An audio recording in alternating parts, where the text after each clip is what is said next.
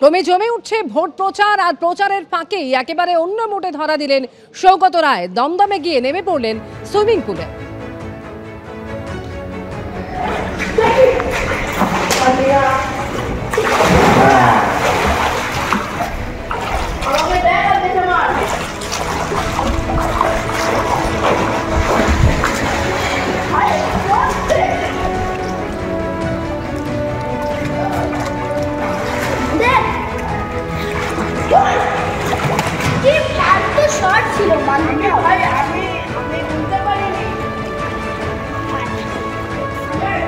আমার সুযোগ পেলাম, এটা ছোট পুল, সাঁতারের জন্য নয়, কিন্তু জলে নামলে এই গরমে খুব আরাম, খুব এনজয় করছি।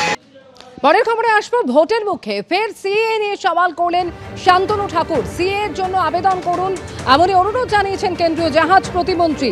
তিনি বলছেন সিএ এর জন্য আবেদন করুন, ডিজিটাল ভেরিফিকেশনের সময় আমরা দেখে নেব, বিভিন্ন জায়গায় ক্যাম্প করে নাগরিকত্ব দেয়া হবে, আমি নিজেও আবেদন করব বললেন শান্তনু ঠাকুর।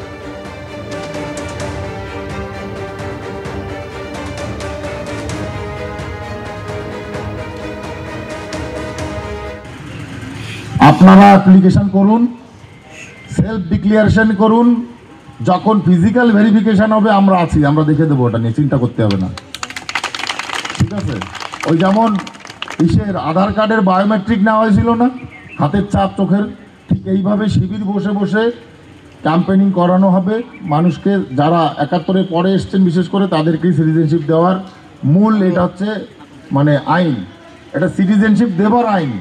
কোনো জায়গাতে বলা নেই সিটিজেনশিপ কেড়ে নেবার আইন। চাকরি করছেন যে সেও অ্যাপ্লাই করতে পারেন।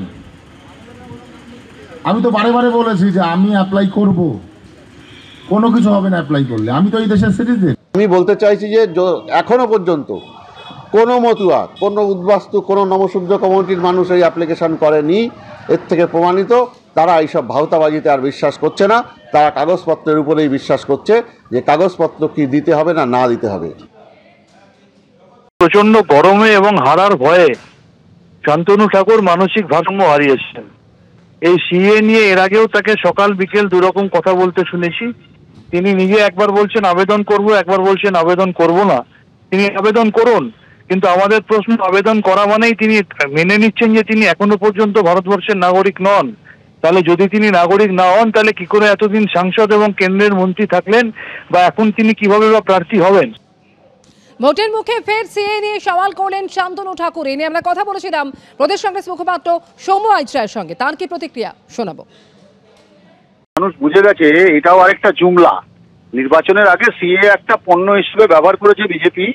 ভাবুন, একজন কেন্দ্রীয় মন্ত্রী তিনি নাকি আবার নাগরিকত্বের জন্য আবেদন করবেন, তাহলে কি কেন্দ্রীয় মন্ত্রী নাগরিক না থাকা অবস্থায় ভারতবর্ষের এমপি হয়ে গেল আর মন্ত্রী হয়ে গেল?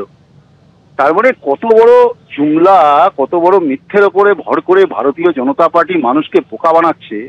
যে আইনটা নিয়ে এত বিতর্ক, তার মানে নাগরিকত্ব ছাড়াই উনি মন্ত্রী হয়ে গেছেন।